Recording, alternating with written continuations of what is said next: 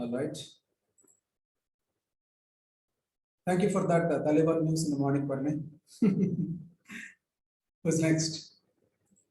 Anything else from anyone? Good morning, sir. Good morning. Your voice is a bit feeble. Can you please come closer to the mic? Or yeah, Sir, now am I audible, sir? yeah, you are good. Yeah, go ahead. Sir, there is this one farmer in Gujarat. He is doing organic farming. He started farming from when he was 18 years and now he's 50 years old. And he is now earning 2 crores per annum because Wow. of shifting from chemical farming to organic farming. Okay. What is So it? Yeah, please go the ahead. Sorry. Yeah. the reason behind that was that he invited many guests from abroad, like from USA, from Canada, from Australia, and he made them stay in his house for a week or so, and then he gave them the food that he cooked from his own farm, the spices and everything, and they liked it, and then they started exporting his farm products to their countries and all that. Hmm. Okay. So agri business from organic farming. Interesting. By any chance, do you know the size of that farm? Like how many acres or hectares or etc.? 14 acres, sir. 14 acres. Okay. So reasonably sized. It's not huge. It's not small also. Okay. Interesting. So organic farming and all that. All right. Good news probably because organic farming has been or had been the ingredient of agriculture in India. With the advent of global companies like I don't know. Do you know any international multinational corporations and related to agriculture, seeds, pesticides, etc., etc.? Any company names do you know by any chance? Anyone, not only Open, but anyone. Any MNC names like huge global companies?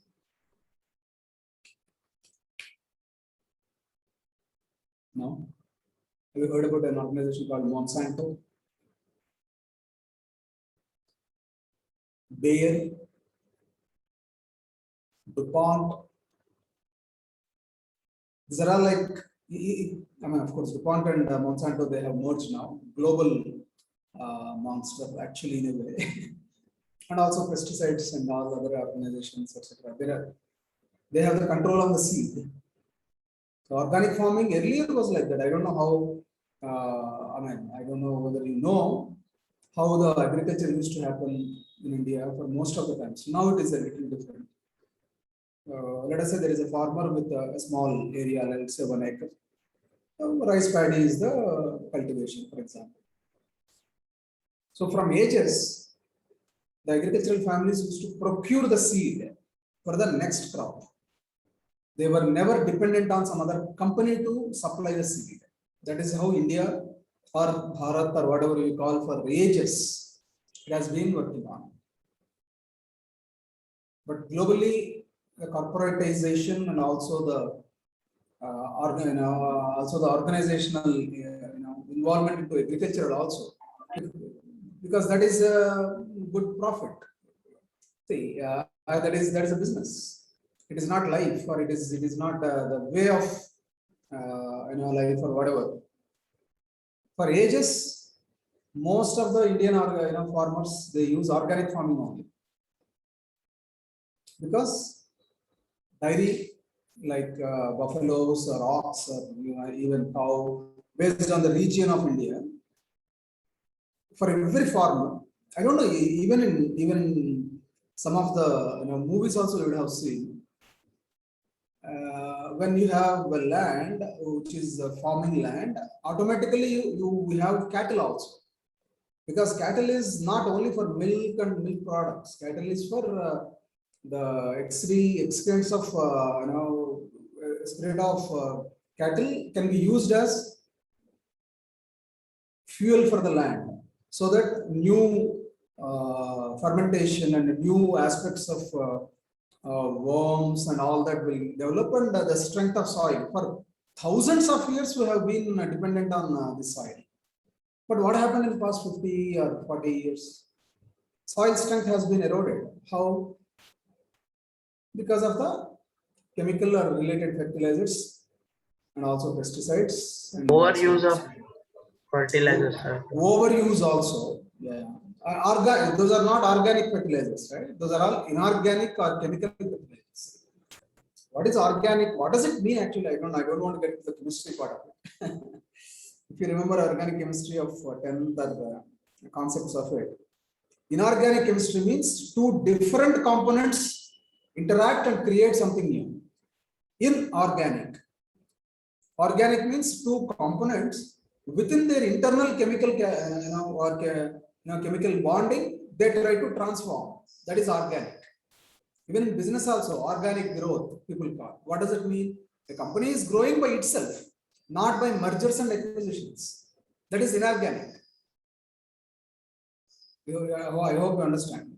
Land has to be cultivated for or with organic methods of, that has been our, but the production was not as expected for the total population.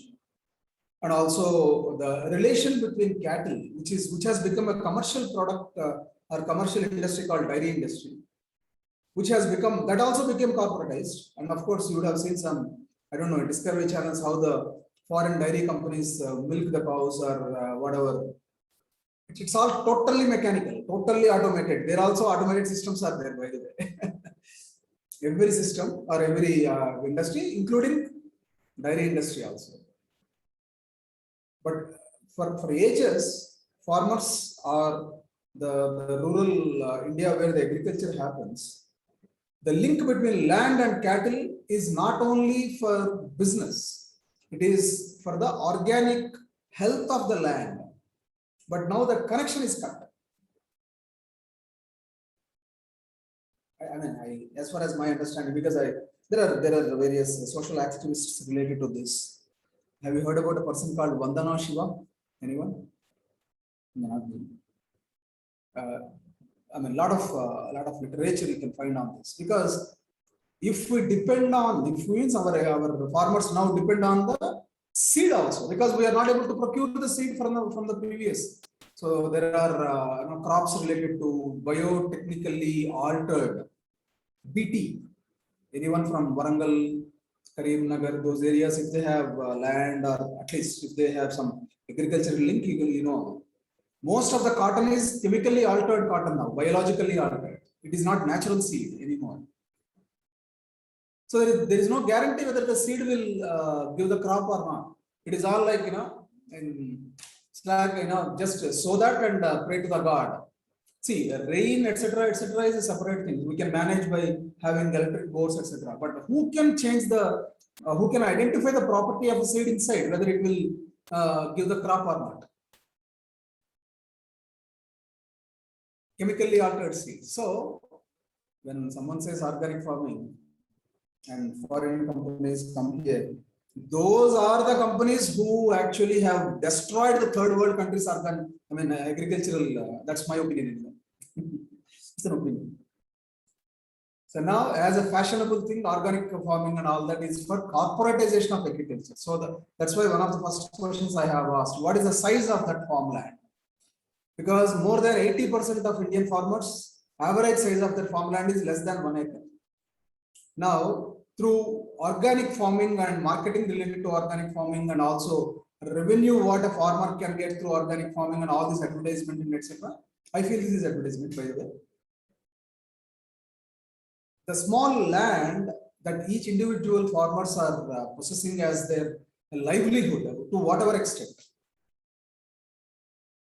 Because most of the farmers in India, they don't own lands. They work on leased lands. Who owns the lands? Landlords. That's why we call them as feudal landlords. Even now, format has changed. Substance is still same.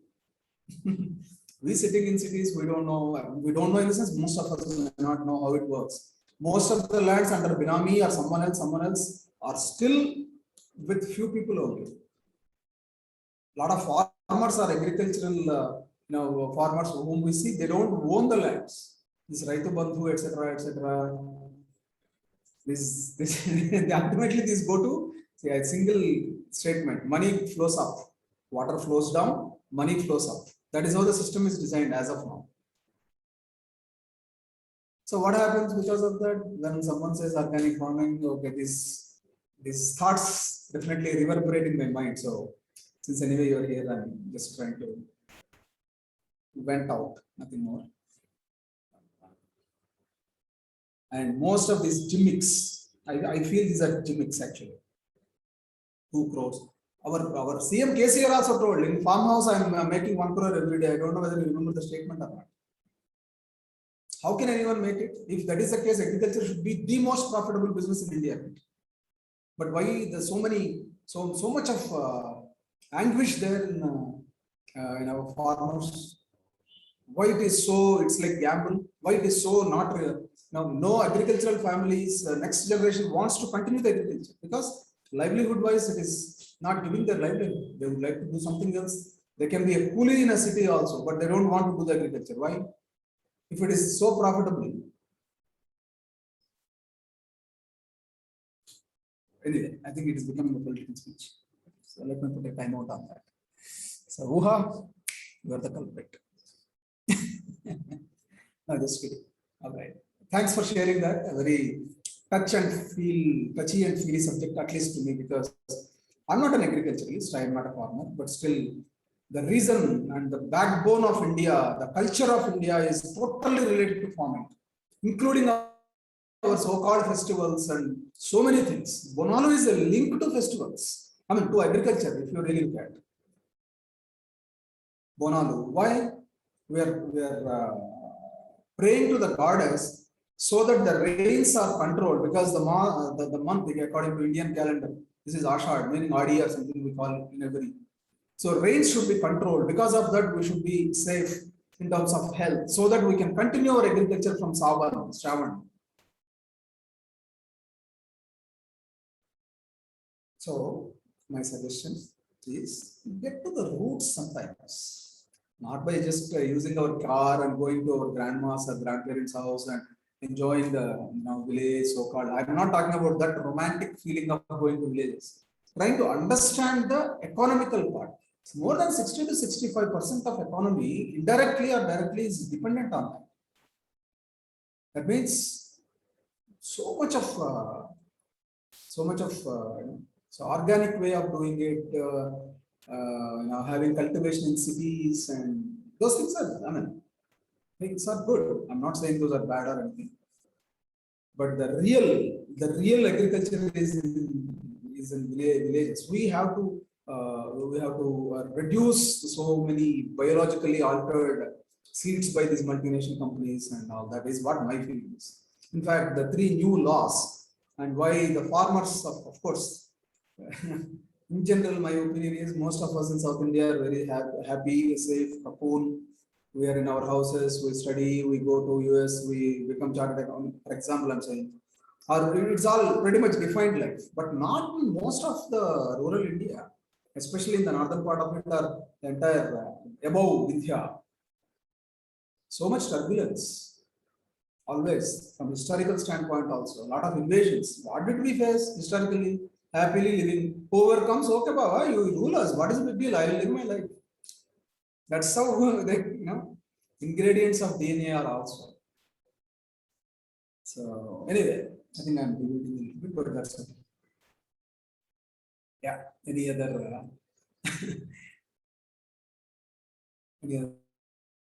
For a morning, maybe this is heavy, but still, this organic farming and all that it's fashionable. I feel. Personally, my opinion is it is fashionable as of now. One. Number 2, these are all advertisements, marketing ability, marketing techniques that multinationals are doing. In fact, organic farming is our nature in India. Who are they to come and actually verify us? They themselves have destroyed the Indian agriculture. They means not as an individual or maybe we have major opportunities to export. It's absolutely agree.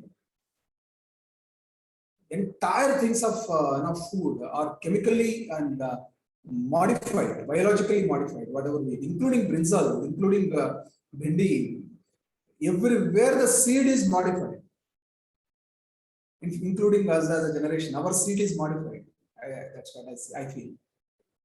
We are the globalized seed now. Not for we are not getting manufactured for Indian soil, I think. In a way, that's very pessimistic statement, but most that's why we study only information systems. That's why we study strategies of global companies, how the Western management works. That's my opinion. That's okay. As of now, that's how the market is running, and we have to have a livelihood also. So that's how we can compromise. So sometimes I feel like that. Not sometimes, actually, all of the times. So one of the reasons to come out of the senior leadership of multinational organizations and all that, probably subconsciously is enough of slavery to those. So let me come back to the roots of India, which is what I can do is not, I cannot do agriculture. So maybe for our generation, maybe shed our knowledge in terms of whatever. So anyway, that's kind of a confession, but anyway, yeah. Any other questions? Any other inputs for news?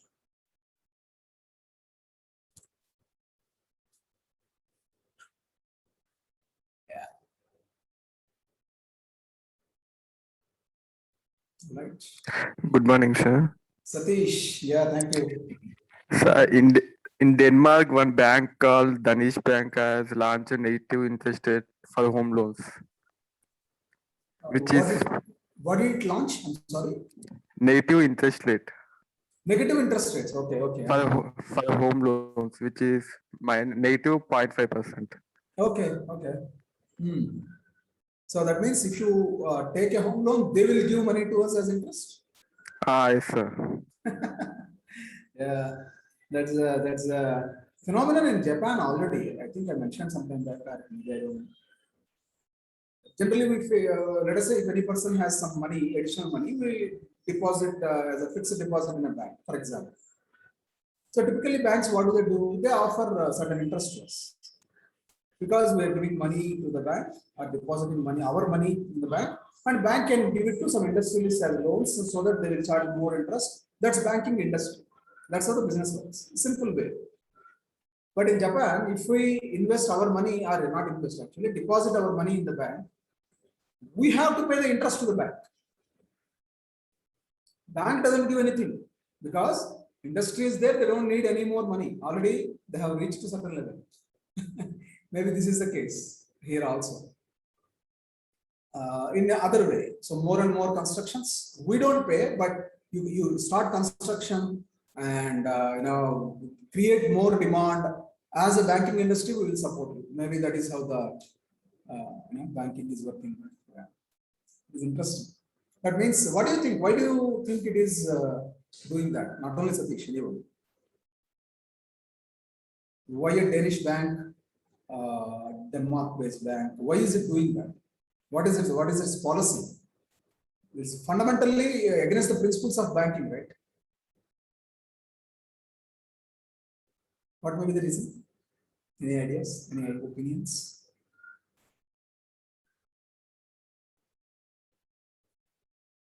I feel during COVID time and these times, yeah. So economy develops in a faster pace, absolutely. Maybe that is basically, this is very generic statement, economy, development and all that. I would feel, enhancing the demand, simple. Demand for what? Various things, construction materials, some of the other requirements related to the house or home industry, etc. etc. Yeah, money flow, absolutely, yes. So very interesting news, Satish, you have brought in. Next to, yeah, a lot of things are going on. In the small businesses might not get affected much also. That is also a possibility. But now, maybe with subcontracting works, etc., in-house construction, more and more demand can be created. Naturally, organizations also, companies also can supply more. So the balance of economy, like someone said, as a broader perspective. Yep. Okay, thanks, Satish. Interesting news from finance and accounting standpoint, economic standpoint. All right, I think, yeah, oh man, sometimes it's okay. Any, did you start, I hope you started preparation on chapter 3 also. Any questions on that? In chapter 3, yesterday only we completed, I know, a lot of controls. So you start working on it, you start preparing on it. Chapter 4 in EIS is about e-commerce, M-commerce, which is mobile commerce, and some emerging technologies. So like any other chapter, the initial part is about talking about this or discussing about some of the new happenings, new terminology, etc., and also new technologies, which may not be so new to us because we are already an e-commerce generation. By the time we are born, already e-commerce is there, but still some introduction towards it. And then at the middle part, we will discuss about few controls that are required there. At the closure part, again, the legal requirements, statutory. So again, e-commerce and m-commerce, some components, architecture, process flow diagrams, how the e-commerce works, etc. Very simple way to understand. And then risks and controls, because we are going to be auditors according to ICAI also. We need to know risks and controls, and then any statutory things, laws and guidelines, etc. related to e-commerce, few instances of explanation related to that. That's how the chapter is. And again, if you look at the total number of pages, etc., don't get worried about it, because every chapter is almost 100 pages. But that's how it is. Ultimately, we have to take the essence out of it. Okay. So that's my attempt of explanation here in the sessions. So I feel that is the purpose of these sessions. It is a huge material. Within that, what is the crux of it? What is the knowledge areas of, what are the knowledge areas of that? And even from knowledge, especially with examination perspective. So that is how our sessions have been going on in a detailed way. Same pattern I will continue for this also, of course, for any session. Varieties of emerging technologies also we're going to be introduced with. I don't think to the depth of it. These are all about, okay, there are various happenings around us. As a future chartered accountant, we should know that these are the technological changes that are coming up, or new emerging. Emerging means newly growing up. Not that these are new. Virtualization is there for past 30 years. But still, as a concept, it is for us, it is emerging. So, a few things. Artificial intelligence is already there for past 5 to 10 years. And machine learning is a new concept. So, certain conceptual level. So, this chapter is mostly technical. Technical in the sense, not from programming side and all that. Again, I want to reiterate. This is not about how and why. This is about what. Simple introduction of various technologies. So, our focus and preparation should be on terminologies and meanings of those terminologies. Terminology, basically, meaning jargon, vernacular way of technical explanation. See, as a as a person who worked in technology for a long number of years, for me those may be very casual to say, but without experience, number one. Number two, relatively, some of these terminology may be new to us. So our effort has to be doubled in terms of preparation. Chapter 4 is about terminology, what that means, and how that can be applied. That's all. It is not about how it is developed or why it is developed, etc., etc. And to the strategic part, we don't have to go. So that's what. So what is it? Is the focus. So gear, what we should have is that. In chapter 3 and 2, or 2, for example, ERP we discussed about. We discussed about again the same concept there also. What is ERP? What are the components inside of it? What is integration of various components? Why a common database is required at a high level? And then what type of interactions that is happening? What are the various business flows of an organization? How marketing works? How cash to an order to cash works? Like that flows. Similarly, various technologies are there in the market. We should know those. Those are emerging technologies. So few about current e-commerce and m-commerce, very simplistic explanation, because we are as a generation, we are the excellent users of it. Most of us would have used at least once an e-commerce transaction by paying fee or buying a product, or viewing some online product somewhere. Okay, we would not have completed the commerce transaction, but at least we would have viewed in Amazon or Flipkart or whatever. So we are the e-commerce generation. So few concepts, but architecture also slowly we'll enter into it. So that's what it is. Introduction, I think this is very generic. Sale, purchase of goods, etc. In electronic mode, instead of going to Gudimal Kapur market, or some other place, or Kottabad market nearby, Dilshuk Nagar in Hyderabad, we'll go to bigbasket.com and buy something. So place of purchase is different, mode of purchase is different, products availability according to the market we go. We cannot buy an electronic item in Mahedipatnam market. We have to go to Jagdish market. So where are the products available? Simple. Amazon has more products compared to other places.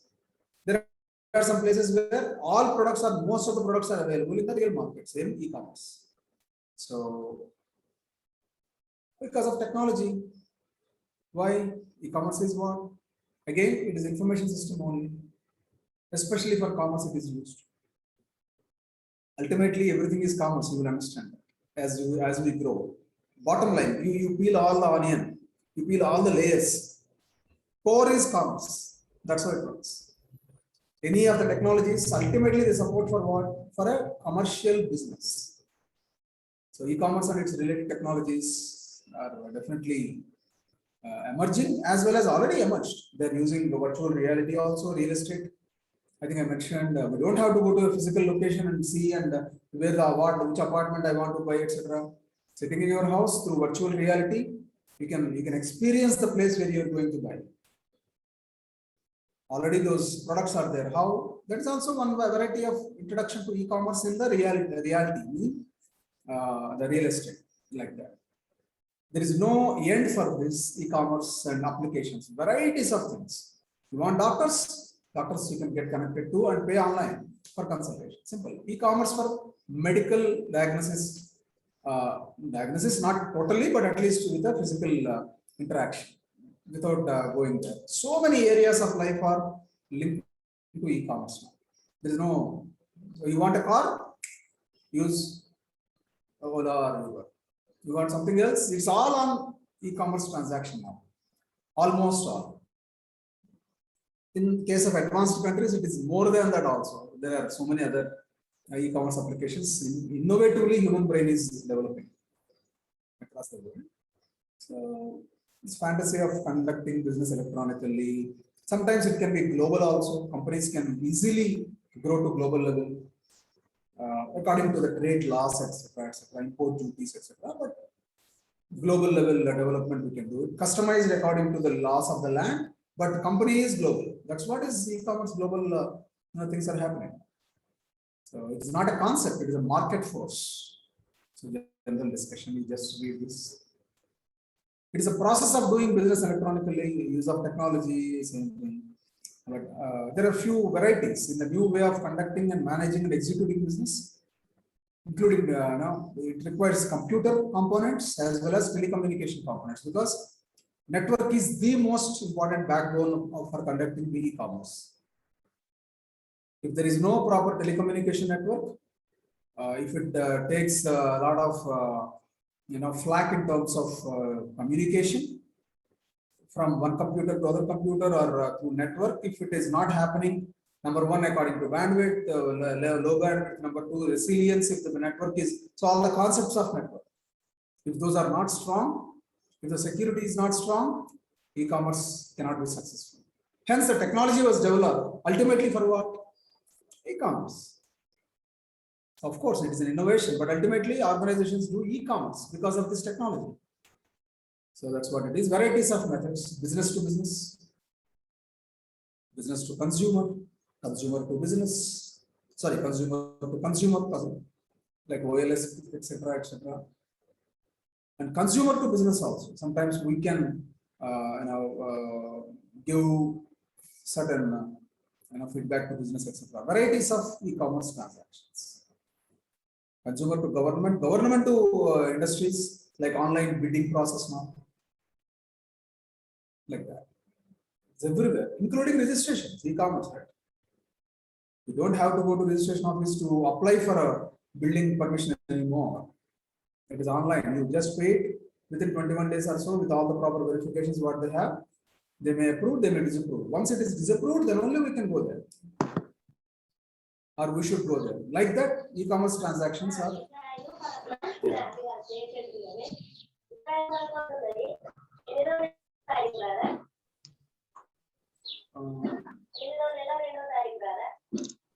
I think someone has to mute their phone, if you don't mind. I'm not able to see that.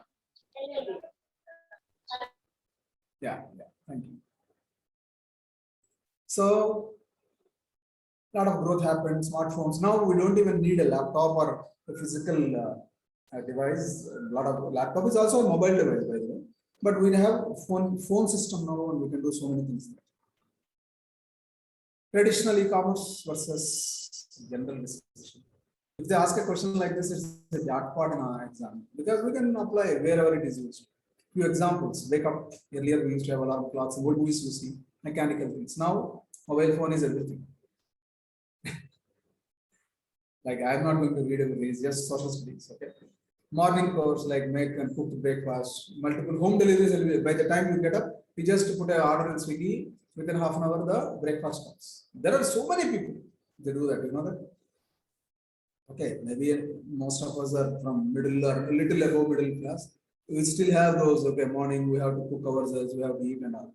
A lot of super rich, they don't cook in the morning because they would have partied late last night. So just in fact, there is a mechanism in Swiggy also. We can time our order. So a new order can go to Swiggy around 7 o'clock. It's like alarm clock. New technology is coming. So we can set our alarm for entire month also. In future, already experimented, but like that. So for Monday afternoon, chicken biryani order, the order will trigger when the time hits. That's it. We don't have to every time look at it. For this week, what is in my menu? Or what I would like to eat?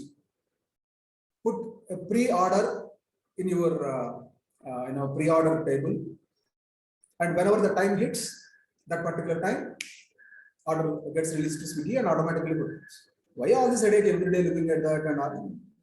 So even more, now we don't have to think about. Food is very like that, like so many other things. You're going to office administration. Most of the things are online applications. Now, of course, with COVID, etc., you can look at and appreciate the e-commerce. Not only e-commerce, but online way of working things. Procurement of all items like electronic furniture. I mean, people can buy houses in in the internet also now. People are buying cars. By the way, earlier people have to go to showroom, verify manually, nothing like that. Now it is all virtually. You can experience a car by sitting at home. For example, Maruti Suzuki, there is a new brand called Nexa, for specifically designed for young generation. Of course, like us, I'm also part of it. What do they do? So, just try to. I want to buy a new Vitara Brezza, for example, and I want to know the technical features and how it is. So you can experience by sitting at your home using a virtual reality machine. You can feel that how you are driving. Whether how the brake, all the features of it. You don't have to go for a test drive anymore. Whether it is real or not, whether it is comparatively correct or not, is a separate discussion, moral and ethical discussion that is. Now, opportunity is there through e-commerce. Yeah, absolutely. There is a new technology that is there, and I don't know, some of you would have it. It's called augmented reality. Anyone heard of it? It is not virtual only, it is augmented. Meaning group of people can play virtually sitting in our house. We can play as if we are in We are in some war zone, and not like PUBG, etc., etc. These are still, of course, certain areas of artificial intelligence is used there in these games also. But what I'm talking about is we can really physically feel that. It is a 360-degree view. PUBG is only about 90 degrees or maybe 120 degrees or 140 degrees. Because the screen we have to look at it. In case of these games, augmented reality games, which are there actually already. I have experienced it once with one of my friends' game. Amazing. We are in the war zone, for example, or we are in that. It is not like we are playing against someone. We are there already, physically there like that. We can. It's called augmented reality. So many things are there. New gaming methods, new real estate, new varieties of once some of the new technologies like Google Glass and all that come. We don't need a physical screen also because everything can be virtual in front of us. Holographic technology. So a lot of e-commerce would be like, wherever already we can do we can buy anything anywhere because 4G is available everywhere. Once the 5G comes, even more. So we don't even have to search in Google anymore in future. We'll get some of those additional technologies. Right now we are using www, etc. In future, all those are not required. Artificial intelligence design is happening. I don't know how many of you are technically savvy. Elon Musk and Tesla they are working on artificial intelligence gadgets where we can insert in our brain. So just like we don't have to cut it and all, it's like a shot, like in Agent 47 type movies or games. Have you ever seen those? Like recently, our Puri Jagannath also copied that movie. What is it? Smart Shankar. That is an English movie actually, Hollywood movie, where a chip is sent inside there. So it is real. Some people are already testing it. So in that, we don't have to say what we want. We can think and automatically that is shown to us. Next level, electromagnetic waves of the and mixing with the chip, whatever that is inserted inside. And then that communicates with the network, which is artificially intelligent. Welcome to the real world. Yeah, but it looks to be science fiction, but at some point in time, it will be materialized. It is already. Okay. By sitting here, for example, if I have a connection to my chip inside to your chip, for example, I can understand what you think also. In fact, that was a very good dream. A lot of times I used to get the dream. I should know what others think when I sit in front of them. But now probably it is possible. Stephen Hawking used to use that, absolutely, yeah, because of his physical and other things when he was alive. So there are some certain experiments what they did, absolutely. Communicate with colleagues with the electronic form, almost like a Morse code of telegraph. They have developed a code for that. Beep, beep, beep, beep, beep, beep, beep, beep, beep, like that. So in digital form, 0101110001 means something. You and me with a naked eye, we cannot understand, but communication happens. Like that. So yeah, technology is a monster. Ultimately, all this is for what? Business. We have to realize all this. Without business, there is no technology requirement. Any innovation in a capitalistic society, any innovation is not for just few people only, but for customers in the future. Because that is what is capitalism. Anyway, I'm not saying any other alternative for that and all that. That's a political discussion, but that is how innovation happens, or is happening as of now, at least. So varieties of general discussion here. I don't think more than that is required there. Earlier method, how it used to happen. This is more like business understanding. Manufacturer, we know this, manufacturer to wholesaler, wholesaler to retailer, and customer goes to retailer. So what is the value in this chain, old model value chain or supply chain? Manufacturer, they don't have to directly sell it to the retailer or the individual customer. There are different layers in between. That is the old, including products from other manufacturers also. So sometimes some wholesalers used to be only dedicated. For example, retailer like Bata showroom, what we see, Bata sells only Bata shoes. Of course, nowadays there are certain modifications there also, but overall earlier business was, old model was Bata manufacturing, Bata wholesalers, Bata retailer, or maybe some other Woodland manufacturing, but wholesaler handles Bata, Woodland, Nike, so many things. But based on the retailer, they will send. That's how it used to be. Now these layers are gone. I think we know that. What is the value addition here by each layer? We don't have to use the breaking, bulk basically. Huge, we can break it into products or based on the manufacturers. And then consolidating the supplies, holding inventory. These wholesalers used to have huge godowns. Manufacturers never used to have godowns. Their role was manufacturing. Wholesalers used to stock it. That's why they call super stockists. Anyone heard about that word? Super stockists. So like that. But then retailer, day to day or week to week with the small trucks or small auto trolleys, etc., they used to supply to retailers. Even now it happens to our neighborhood store, grocery store or kirana store, what we call in local language. Yeah. Wholesalers are there. Then it comes to it. Even this business physically still is there. It's old model, but what is the new model? This is what it is. Customer sitting here, order placed by the user. It goes to the shopping cart virtually. These are all virtual. And credit card is a credit or debit or whatever card. It can be our bank account also. And then order is completed. Again, if you look at it, this is all business only, right? Order is completed. There is an order form. And email is sent to customer and merchant. That order is completed. And parallelly, it is the message is sent to warehouse for fulfillment. What is fulfillment? Order fulfillment. We need to get used to these words. There is no other option. Order fulfillment means what? Order to fulfill.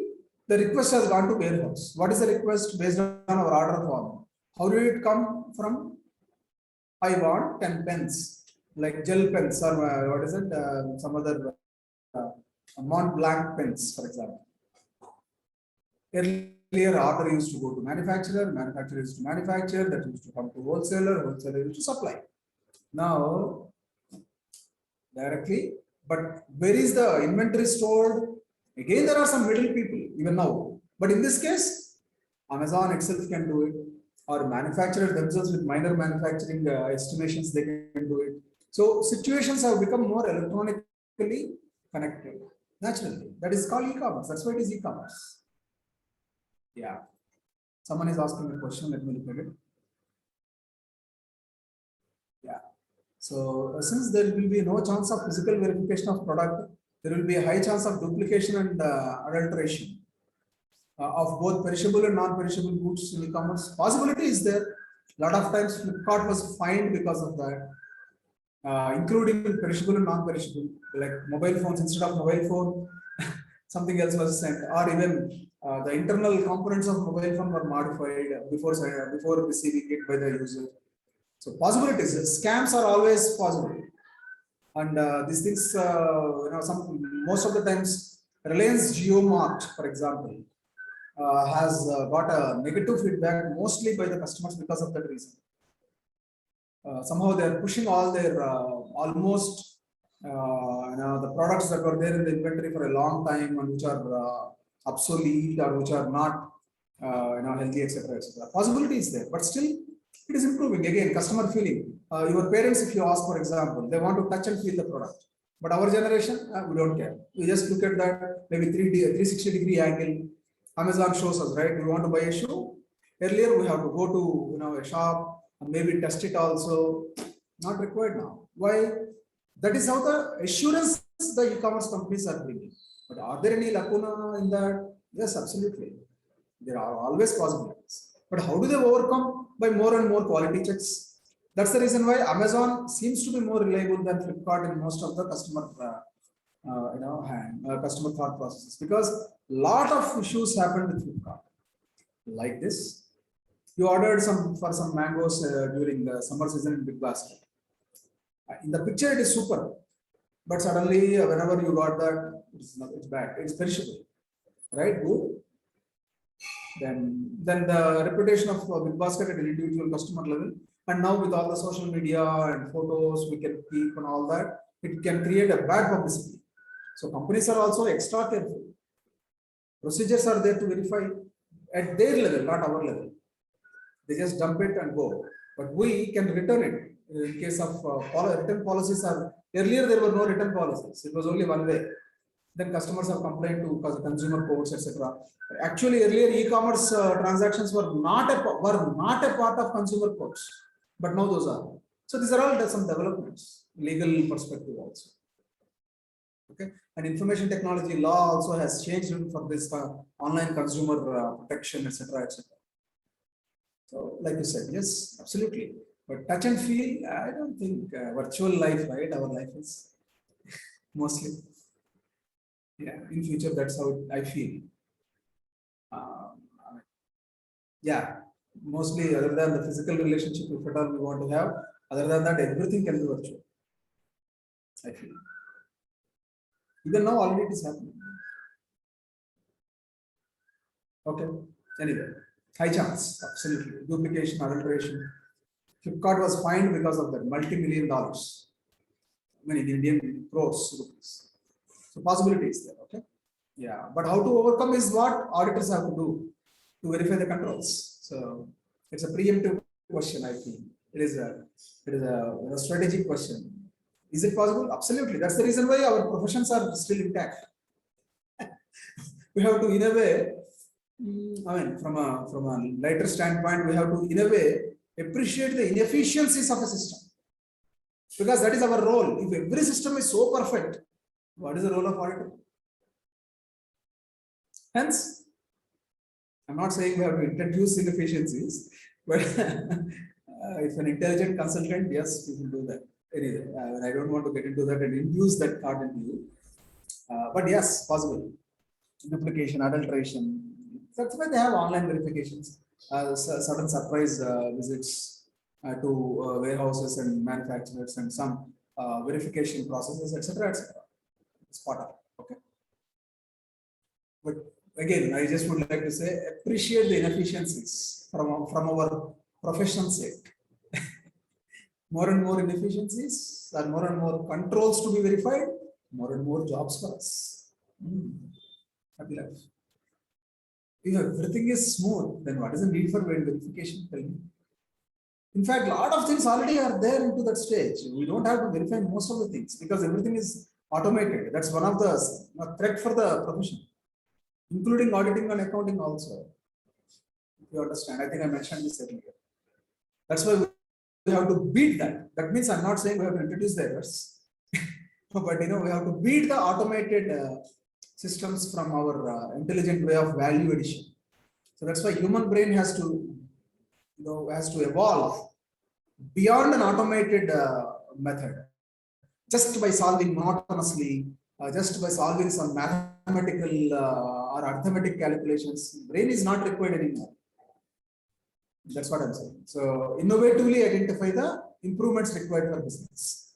Then that may be applied to technology. The technology is developed. Again, human brain has to think something else. Like this is a cycle. If you look at from a what do you call human evolution. This is how we have to evolve, and we are a part of it. We think that this is good for some scientists. No, we are also part of it. So. And then once the fulfillment happened, sent to the shipping carrier. Pictorially, it is very well described here. So good for us to understand. I don't think in exam you have to draw any of these. Don't worry about it. If at all they ask, what is the old model, what is the new model? Good for us, very easy to write in the exam. But I don't think ICA is dumb enough to ask these type of questions. They will go in deep actually. So traditional commerce versus e-commerce, again a table. Definition wise, what this is. Traditional commerce, all activities without any electronic, mostly manual or non-electronic. E-commerce means most of the things, the transactions are electronic, including the verification and tri-party verification, we call it as, right? Purchase order, invoice, goods receipt note, GRN. by the warehouse. All these three verification also is automated now. It is not a manual verification anymore. So e-commerce is that. Location. Typically, traditional commerce is, so in order to open a branch, we have to rent a space or own a space or room, then construct a business and go, all physical. So many places and all that. Now it is not required. Of course, some warehouses are important to store, but still it is not the basic requirement. E-commerce can happen. What storage of cars Ola has, tell me. What storage of hotels or expansion of hotels in terms of construction or renting, Oyo has. Nothing, they don't own anything. They don't. Ola doesn't own any car. Uber does not own any car. Or even a car driver also. All of them are integrated. It is all about integration through electronics or integration through automation. That is e-commerce. Oyo. What are these? Hotel rooms together, big basket. Do they own all? At least since that is physical, maybe for a temporary time frame, inventory maintenance is required. Amazon maintains a godown or warehouse only for temporary storage, so that the customers don't get affected and the long delivery durations may not be there. But e-commerce typically doesn't require a major office or etc. Only for their computer operations, they may need a back office based on the size. All the entire thing is about links, connection, network, click, payment, everything is online. So location wise, it is everywhere, omnipresent. Size, based on the size of the items and all that, customers influence the size of the store also. If you want a physical furniture to be bought, a lot of in Mehdipatnam area, before or just before or after Vajizahi market, huge furniture stores are there. One Dia furniture world, etc., etc., etc. They need a huge space. But you can buy the same things through online pepper. What is it? I don't remember that. Pepper fry? No. Or so many other Jabong or Bajong or something like that. We can buy online furniture. And do they have any backup or go down? Yeah, probably organizations may have, manufacturers may be there somewhere, but all of those things are collaborated with the technology. Size of the business model is about the size of the server, what we should have, number of backups, what we do. It is not about physical space anymore. Online stores, heavy traffic through bandwidth, processing power. So that is the requirement here, than physical space. So that's the phenomenon of the world now. So a lot of data centers, sometime back someone mentioned new data center may be established in Hyderabad. Data center is what? Storing the servers, backup servers, BCP, basically business continuity planning, and DRP, disaster recovery planning. Basically, from a network standpoint, we can call it as a resilience. In case network is failed, in case a server is failed, how soon it can come back to business. So it requires backup. Those are required here, not for storing the products. Because individuals, those will store. Manufacturers are small stores, big stores, they do that. Online commerce companies, they don't have warehouses. And size also. The size is mostly the online size. So auditing methods of verification of inventory also is different in online. Okay. Similarly, marketing, digital marketing, one-to-one. Directly you open Amazon, and sometime 3 days back I would have opened and I would have searched for some product, maybe a mobile phone. And right now I opened Amazon not for mobile phone, but still there would be a pop-up. Buy this, good offer, good offer. How? It is remembering everything. Online marketing, person to person marketing. It may vary from other areas. Traditional marketing is generic for public. It is not person to person. A pamphlet, it is generic to everyone. A hoarding, generic to everyone. Advertisement, publicity, generic to everyone, not for one-to-one. Now it is digital, one-to-one. That's how it is. So what happens because of it? The advertisement, what you get may be different. The advertisement, what I get is may be different based on my previous digital history. So consumer behavior, verification of consumer behavior, accordingly designing the advertisement campaigns totally changed in the world because of e-commerce. Based on the age or group where we belong, based on the consumer habits, what we had digitally, all this is information is digital. So e-commerce also designs the marketing accordingly. How to acquire new customers, how to advertise in there. So it's all mostly one-to-one. But general marketing, old techniques. Of course, those are also effective, by the way, that is not totally gone, right? Because the entire society is not only for the newcomers of the world. Society has at least 2 to 3 generations still living. Fortunately, grandparents' generation, parents' generation is still alive. In some cases, very few great grandparents are also there. Okay, they may not be good consumers because they don't have that ability. But grandparents, even now, that generation, meaning 1+1, second generation top, still are consumers and customers. So marketing for them happens in their own model. But for new generations, naturally technology is used in terms of digital marketing, one-to-one. Transaction processing is manual, there, give money, get the product, get a receipt. It is electronic now. SMS will get, WhatsApp will get receipts. Products also will be, ultimately, finally, we'll get the product in physical form if it is a physical product. But transaction is electronic. Availability for commercial transactions. Earlier it was a specific time. My shop is open from morning 8 o'clock till evening 8 o'clock. That's it. But now online, almost 24%. 365 or 366 in case of a link.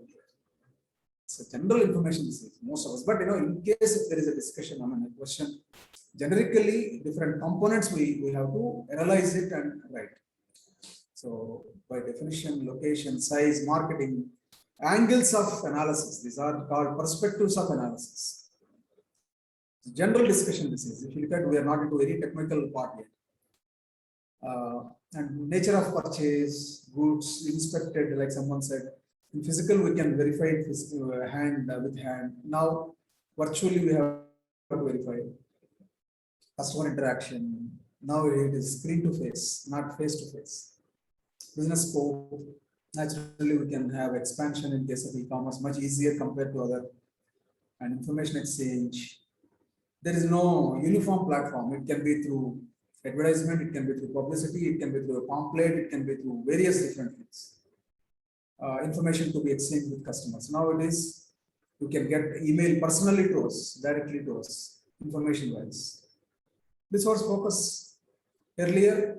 Manufacturing and supply used to decide what to be supplied, and then marketing used to go to public and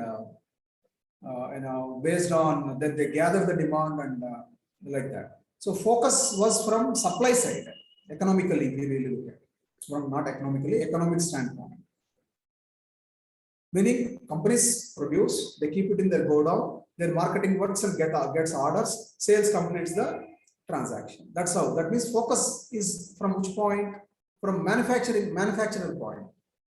But now that is shifted to the other side. Based on the customer demand, product is available to them. So that's how it is. Earlier, marketing used to, a traditional earlier way of doing it, marketing used to go to public or different distributors, and then they take the orders and give it to sales, so that those are sales orders, and sales orders are passed to the godown, and already manufactured goods are there, because manufacturing used to manufacture according to its plan. That's it. It is a responsibility of the marketing and sales to sell it. From manufacturer's perspective, it used to be, the business used to be conducted. Now it is reverse. Since customers are asking this, we will manufacture. So that's why resource focus is, earlier it was on supply side, now it is on demand side. I hope you understand this concept from finance and economic standpoint also.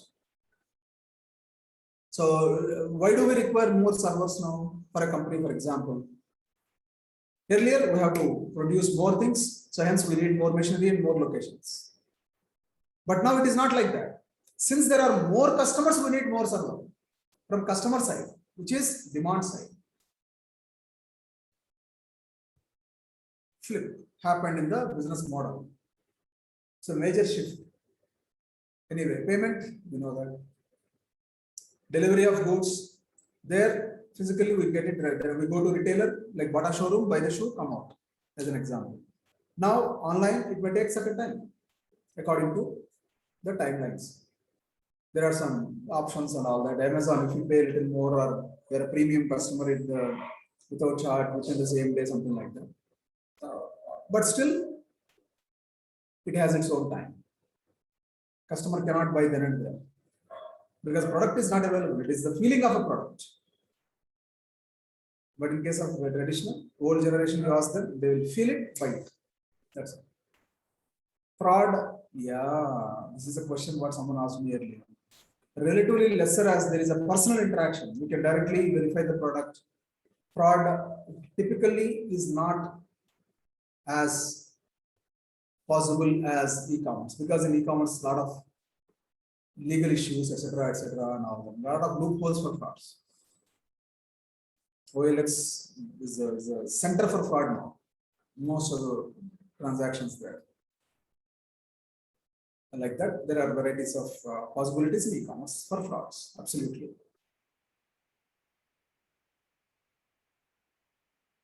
So manual process was there. So chances of clerical errors are high because manual errors. I saw this. Sorry, I forgot this. Purchase order to be entered. I forgot that.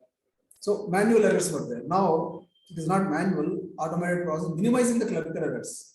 However, better inventory management is there. ERP coordination is there. Just-in-time basis, we can maintain the inventory. Just-in-time is a software program. Again, ultimately, anything in e-commerce is software program. So concept is just-in-time. Earlier, it used to be manual. Now it is all automated. How are they doing it? Is a separate case. That is programming. How do they calculate? Through flowcharts. Verify the current inventory. Total number of products in the current inventory is greater than 1,000 or not. If it is greater than 1,000, stop it. There is no need to procure. If it is less than 1,000, verify what is the current count.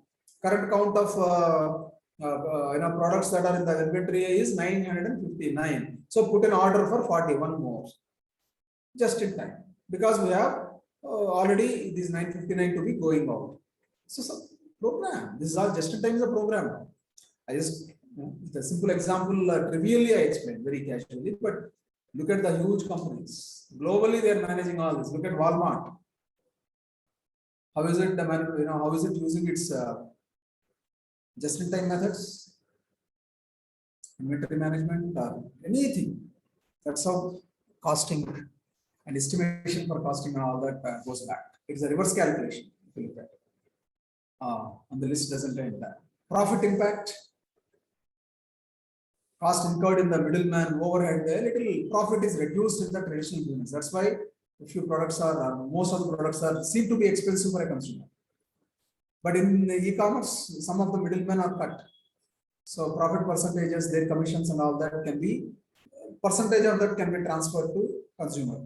But who is eating most of the percentage of that? E-commerce company. That's why Amazon is rich. Because middlemen, it has cut. Mostly, or their percentages are very less. So profit margins, manufacturers also increased in a way because they don't have to manufacture at bulk and keep it in the go down. Whenever just in time, of course, just in time doesn't mean that it is on the day itself. Maybe it can be 10 days based on the machinery. BHEL gets orders, for example. So just in time, today itself they can manufacture a new machine. No, for them, just in time maybe 3 months. For someone else, it may be 1 day. Milk, it is typically 1 week. Most of the milk what we drink. Initially, it was powdered and exported from somewhere else, and then again it got liquefied. It takes about 3 to 5 days for sure. Whatever we call as a date on the milk and all that is actually powdered 5 days back. So that is there just in time, like that. So manufacturers can sell their products in a greater discount also. Because operational costs are less. We don't have to maintain a godown, or we don't have to maintain a physical shop, etc. Customers also get better prices. seems to be good, but ultimately it favors, like I said, money goes up with the business models. Up means what? In this case, large companies. That is how the system is designed, if you really look at it. Any technology is favoring whom? Small businesses or big businesses? On the naked eye, small business also getting some benefits, sir. Yeah, they are. But when the entire system, how the money is flowing, you look at up and up, here you go. That's how the system is designed. Technology also supports that only. In fact, any innovation helps them only. That is there is no democratization of technology from a profit standpoint. Slowly, as the number of users, demand increases, it seems like technology is democratized. All right, 10 years back, cell phone, 15 years back, cell phone was a luxury. Now it is common, you see. But that means by the time it became common, the demand has increased. Naturally, supply will also be increased. So ultimately, where is this entire technology is getting consolidated as a profit? Apply understand the financial models of the world if you as future chartered accountants. Then probably it can be a selfish way of designing your career also. Why not? It's not selfish, right? That's why we are. Career is also important for us. We cannot just sit and theorize everything. That we are not going to be philosophers like Plato sitting on a veranda every day and asking someone and discussing with them. We are not like that. We need a career. So, but for that we need to understand how the models are. So in this case, e-commerce model, at some point in time, most of the accounting and auditing works are what we are going to do are going to be for e-commerce companies. Already it is there. So traditional businesses like small accounts like pawn shops or local businesses, printing shops, very miniature. Go to the next level. That's what ICA is asking us. Go and grow to the global leadership. Go beyond the traditional standardized processes of auditing standards, etc., etc. But as a profession, but as a student, we need to know all of this. We need to understand this. We need to demonstrate to ICA that I know that through exams. It is a must. Now, after that, clean career opportunities. Okay. Some illustration, just for your reading. Later you can do it. Yeah. Most of us would have done multiple times. Flipkart, Amazon, whatever. Google Play Store and buy something. Sir, Yeah. I want to add one point on comparison. Comparison, additional one. Okay, please go ahead. Go ahead. Sir, in e-commerce, we can return the product, sir, but in traditional, they tell we have to exchange, no return. No, that is a business model, right? Right now, because they cannot again take the product. Maybe I don't think it is common to everywhere. There may be some companies there may be return policy in case even in physical commerce also. But because they cannot work with competition, now they are saying that once the revenue is booked, think about from a commercial standpoint. I as a customer, you as a customer went there and you bought something physically, physical and commerce I'm talking, and you bought the product. So that means that particular revenue has been acquired by the business, and accordingly the profit percentage and all that is being calculated on the product. Okay. For some reasons you don't want to, and you want to return the product. And for a physical commerce company or from a commercial standpoint, that business already has realized that profit percentage. Now, is it ready to give it back? Because the number of transactions at a physical place and the reach what a physical location has may be less in terms of the overall revenue generation. But in case of e-commerce, it is not restricted to one place mostly, and definitely there would have been multiple marketing and other surveys where the total number of returns on any given product may be less than 0.1%. So, in fact, in Amazon and some of the other things also, we cannot return in few areas of businesses. They will exchange, exactly. They will exchange the product, but they are not taking the whole product sometimes. Yes. Absolutely, that's someone typed to me. E-commerce also that is happening because they also got to a stage where initially you can return the product is a marketing gimmick, what I feel is. But now the reality hits them. Again, they will look for only exchange because already revenue booked. They cannot reverse the entire transaction and the profit they cannot they cannot make null and void on that. If I return, that again has to be reversely booked on the accounts also. A lot of administrative hassle also. So instead, I think this is how we can. Probably that's what is as so. This is as a consumer benefit. Earlier, it was marketed like that. It is purely a marketing gimmick. You don't have to exchange. You can return as a marketing gimmick. When the reality hits, once the marketing honeymoon is over, then they don't accept. At some point in time, that's what happens. But now I think not on all products also. Electronic products we cannot return. Garments, for example, because of COVID or etc., we cannot return. Some websites or some companies may still have that policy. For the volume what Amazon has, maybe it can afford that 0.1% of return in terms of profit loss. But others, I don't think so. But maybe that's a valid point. I mean, observation wise, sure. Physically, it may not be, but otherwise it is possible. General discussion. Okay. All right. Any follow-up to my comments? Anyone? Yeah. Okay. All right. That's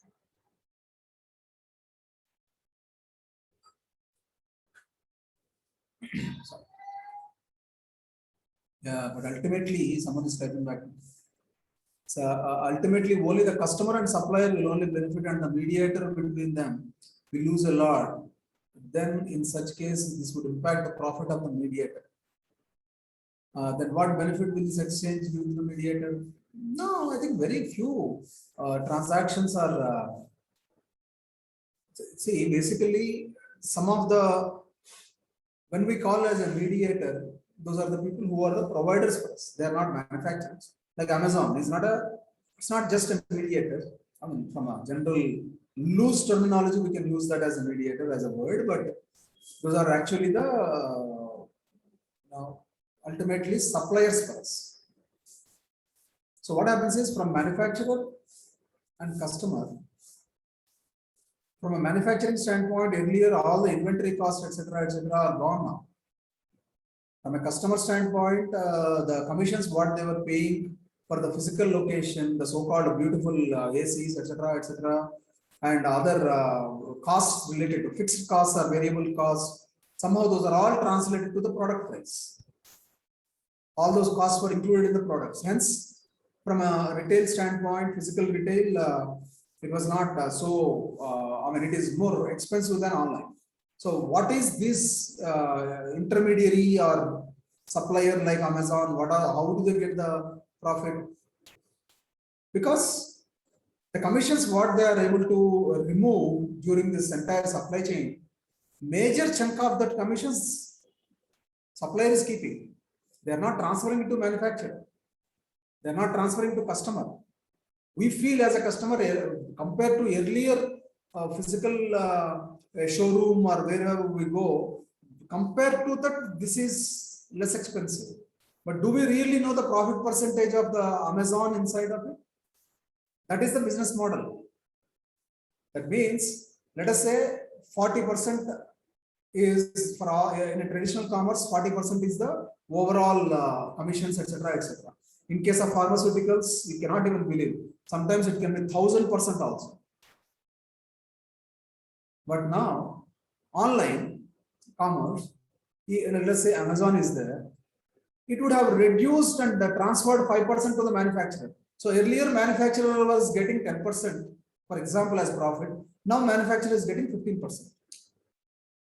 Customer was getting a profit of profit means price of let us say for 10 rupees a customer is buying. Now customer may be buying for 2 rupees less as an example. 8 rupees only customer is buying.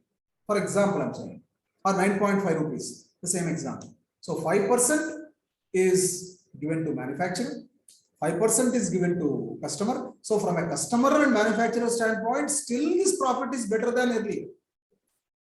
Or still the price is better than earlier from a customer standpoint. But what is a major chunk inside that company eats? Do we know that as a customer? No. Do we know that as a manufacturer? No. Since certain percentage is given to the manufacturer, certain percentage of benefit is given to the customers, they are happy. But in between all these wholesalers, retailers, and that is gone. What happens because of that? Huge savings, right? Who is enjoying those savings? In your words, mediator. That's the business.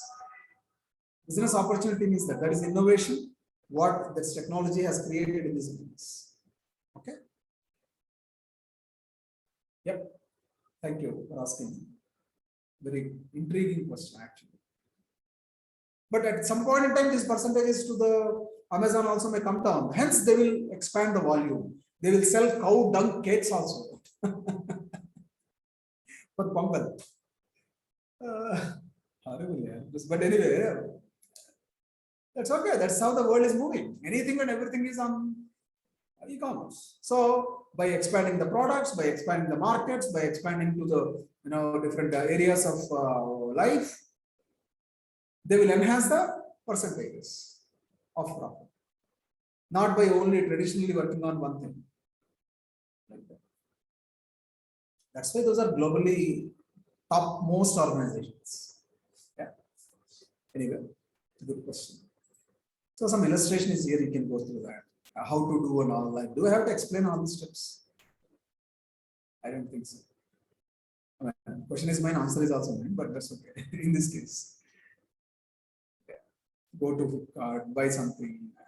You would have done. If for unfortunate reasons of financial dependency, some of you would not have done it. It's not a big deal.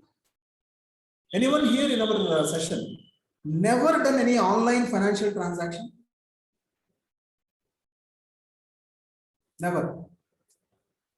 Not about a product, maybe a fee payment or maybe some online financial payment or commercial payment. Anyone in our session who did not do that anytime?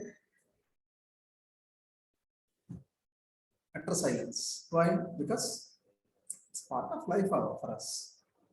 So just go through that. Where to OTPs and all. Should we discuss about all that? We know more than this now. We know CAPTCHA also. OTP is more than that. There are in Yahoo and some of the other things they are providing. Identify traffic lights. That also we have to do it now. Fire hydrants, crosswalk. Next levels of verification also came into picture.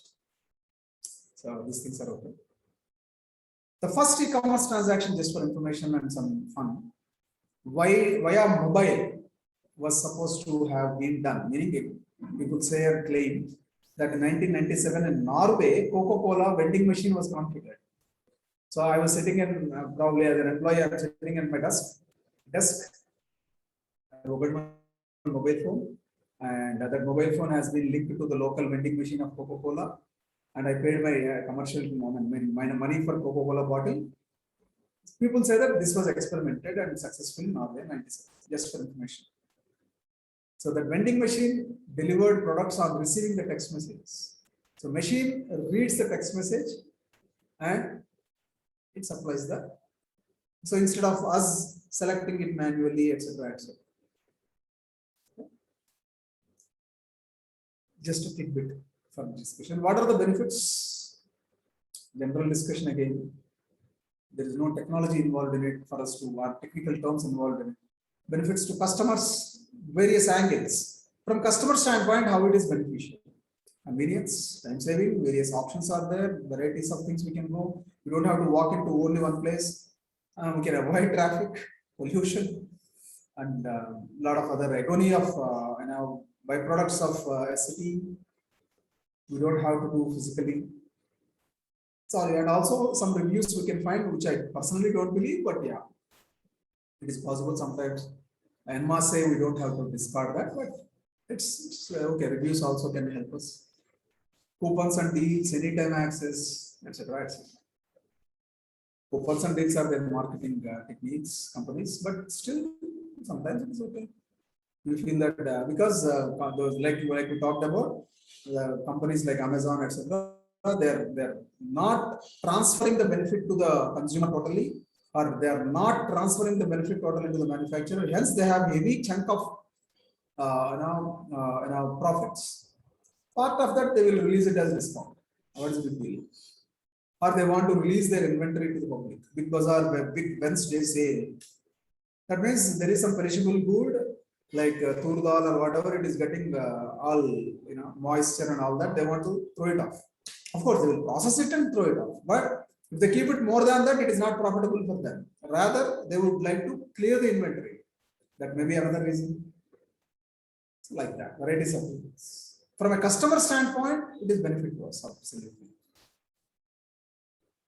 Benefits to businesses, of course, increased customer base. It can release their go to various different places. Earlier, a shop means only the people near to the locality or with a reputation, we may go there as a customer. But now, business does customers don't have to go to business. Business is there for them. Any given time, online they can open it. So, general discussion there. Recurring payments made easy. We can keep. So let us say, like I said in Swiggy, also we can keep recurring payments. The same as in previous transaction.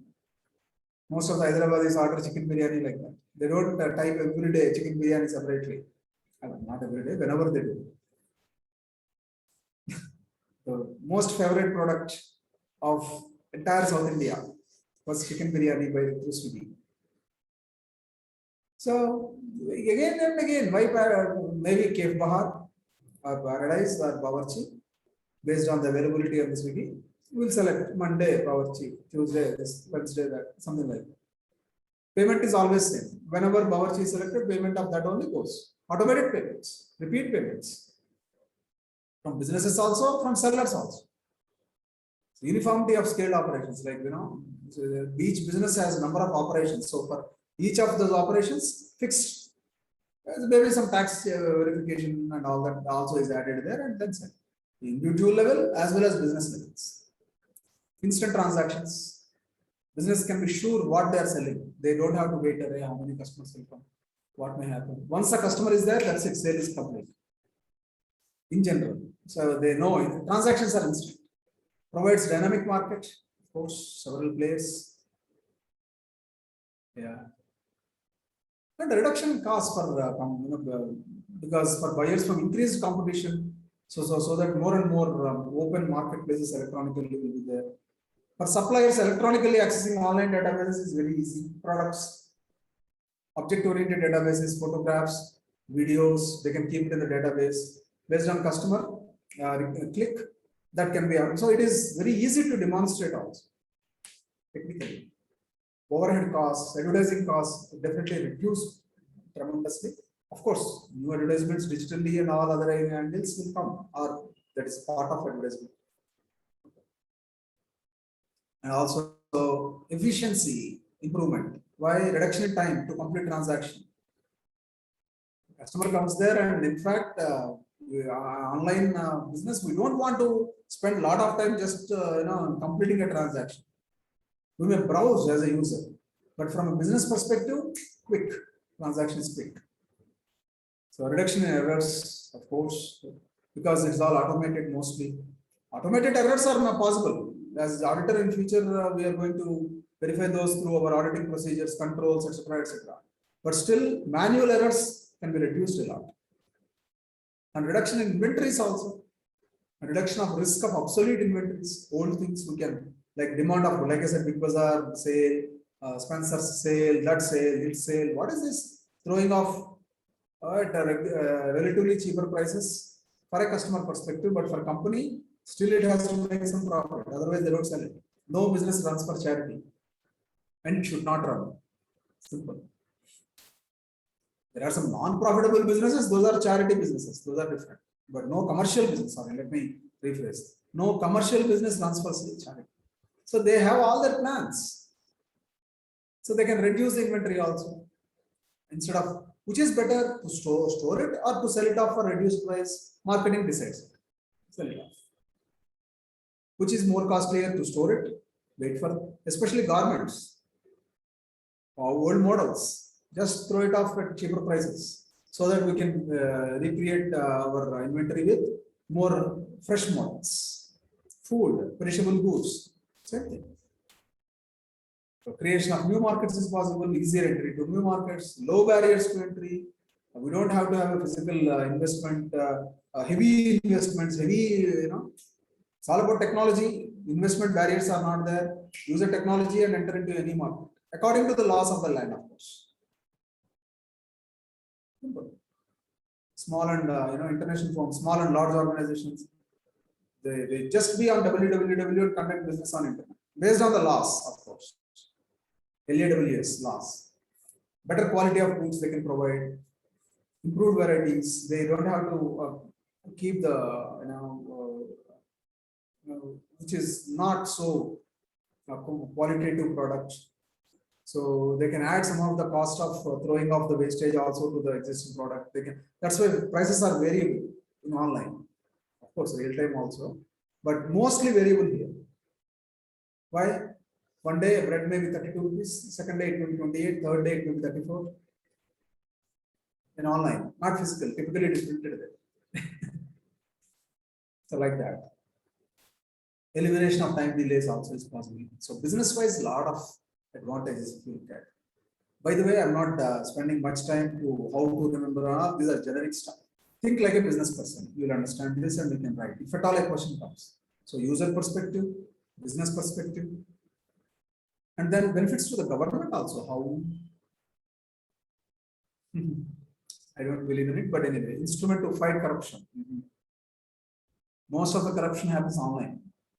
People don't carry money in suitcases anymore. International money laundering happens through what? Online transactions. Yeah. So recently, Flipkart is fined or sent notices. It got notices from Enforcement Directorate. Anyone followed the news? Did we discuss about it? Because investment to Flipkart business, there are questionable transactions about foreign exchange, which is supposed to be, or at least Enforcement Directorate has identified that as black money transaction. Corruption, huh? Okay. It's just idea. No, I don't think it is possible. In fact, a lot more corruption happens online. We can create a dummy company online. I'm not giving an idea, please don't follow that. Not possible. We can, just like how we have a suitcase company or briefcase company in online, we'll just register a company through Big Daddy. As if it is a e-commerce company of some products. There is no product, there are no products, there is no go down, but we can create all the documents virtually as if we have sold something. As if we have, then only for tax we can pay. So the entire illegal company used for money laundering can be made illegal, can be made legal online.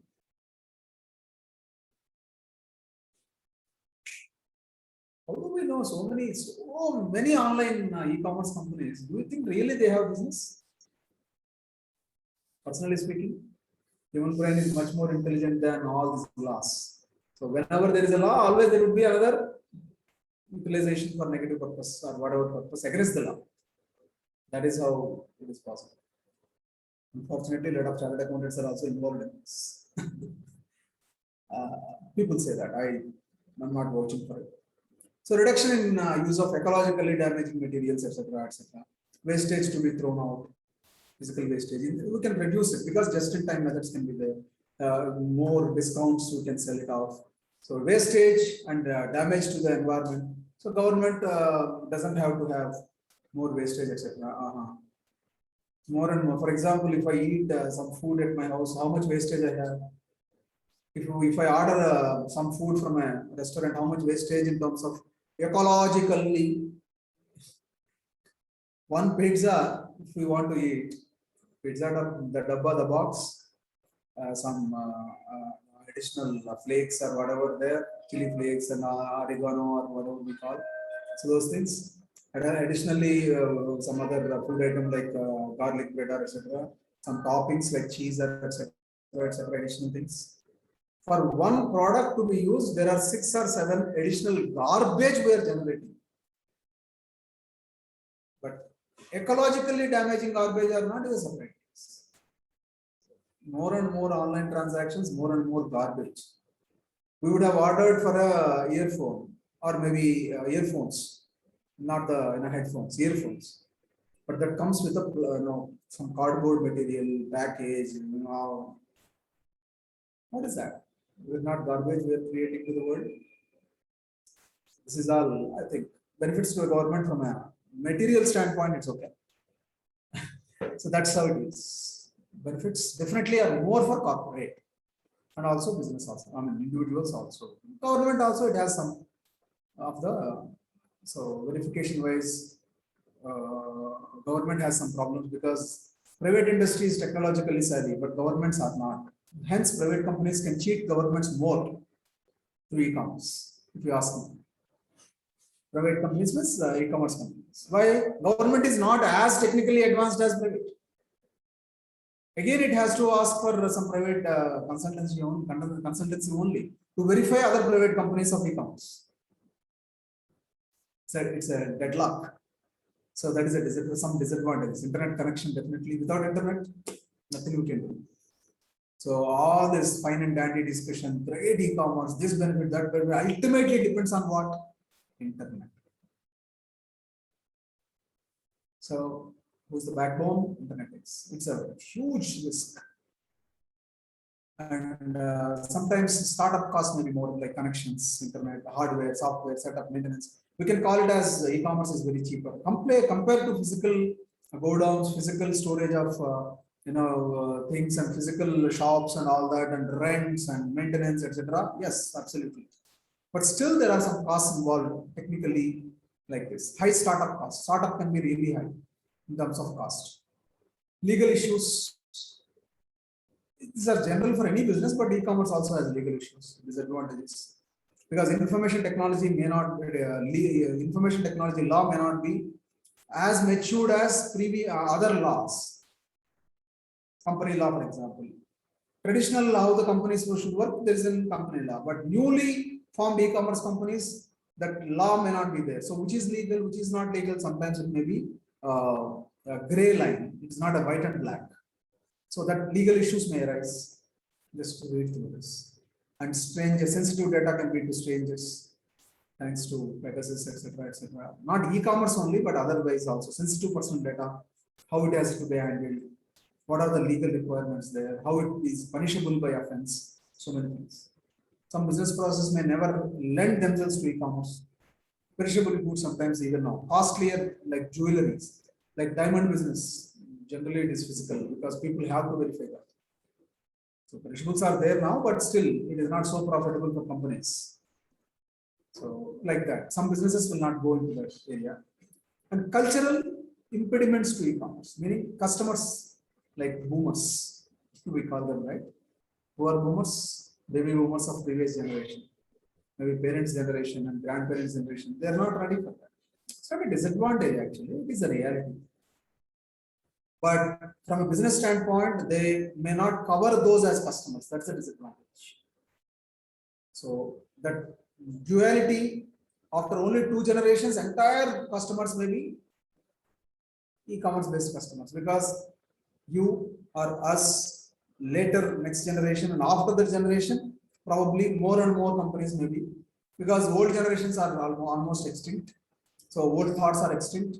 By the time we are born, we are e-commerce generation. So we feel e-commerce is the only way to do the business after 2 generations. And then they don't know anything of experience of this trade. They may hear about it, they may read about it, but e-commerce is a way of life they may experience in much more advanced way. Now we are talking about virtual reality as e-commerce tool, but for them that may be the real life actually. Even now we are into most of the e-commerce transactions on mobile phones. For them, it may be through their glasses, maybe wearables, which is a way of life. Hence, always cultural impediments would be there.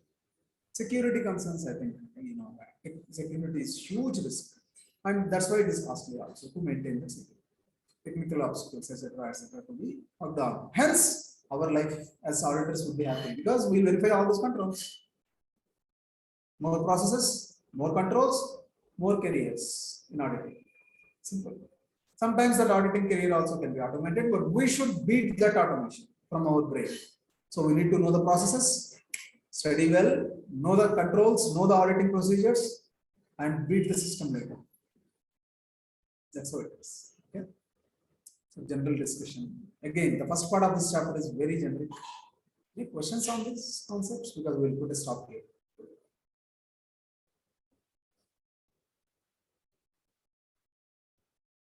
Different business models, how the business like B2C, etc., etc. I will look into it as an example tomorrow, and then we'll proceed from there. Okay. Any questions? All right. So if nothing, thank you very much. And we'll meet up tomorrow and continue our saga to fourth chapter. Thank you. Have a good day. Bye.